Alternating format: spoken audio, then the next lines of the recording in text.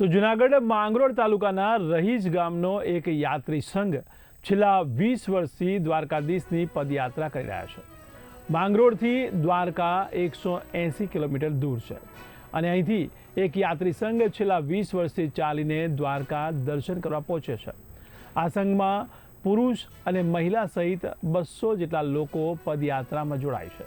આ સંઘમાં ભજન, ભોજન અને ભક્તિનો અનેરો મહિમા છે। આ સંઘ દ્વારા પોતે જાતે જ રસોઈ બનાવી ભક્તો ભોજન કરી ભગવાનને ભજે છે।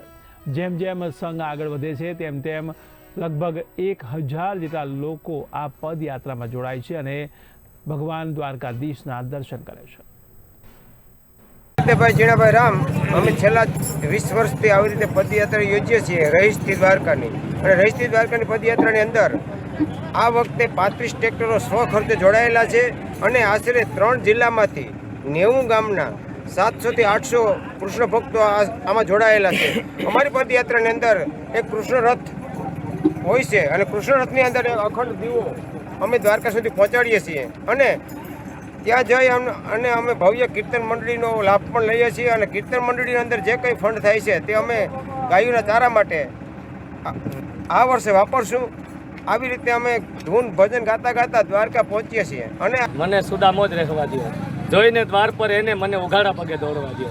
ત્યારે ઉઘાડા પગે દોડવાની જેથી વાત આવે ને મારા વાલા, જેથી આ જય દ્વારકાધીશ પદયાત્રા મંડળની વાત આવે અને આ સતત 20 વર્ષથી આ પદયાત્રા મંડળ એ ભગવાન દ્વારકાધીશના સાનિધ્યમાં જાય અને માતા શીશ નમાવે છે। એમાં ભાવ, ભક્તિ, ભોજન અને લગભગ 90 ગામના લોકો આમાં સ્વયંભૂ જોડાય છે અને આ દ્વારકાધીશની એવડી મોટી કૃપા છે કે નિર્વિઘ્ન રૂપે સતત 20 વર્ષથી આ પદયાત્રા હાલે છે અને આ પદયાત્રાની માલિપા એવા ભક્તજનો, ભાવિ ભક્તજનો અને ગામડેથી લોકો ઉમટી પડે છે અને દર વર્ષે સુંદર મજાના કીર્તનો, અખંડ ધૂન અને અખંડ જ્યોતના